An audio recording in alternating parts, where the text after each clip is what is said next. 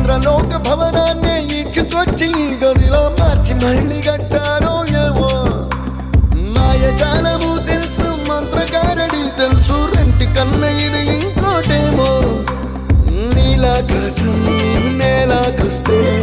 ఇట్టాగే ఉంటాదో ఏమో ఈ సంతోషం దాచాలంటే హృదయాలు ఓ వంద కావాలేమో ఇంతందంగా ఉంటుందా ఈ లోకం